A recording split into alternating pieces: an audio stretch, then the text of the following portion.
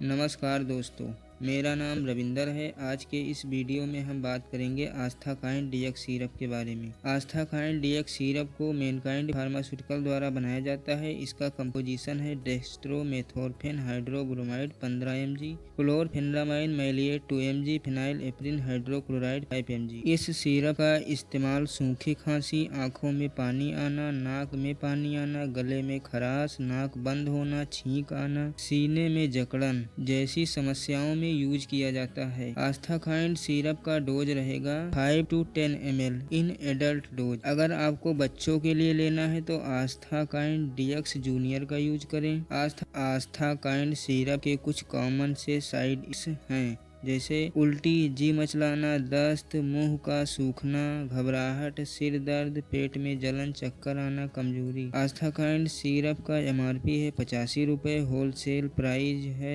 51 रुपये।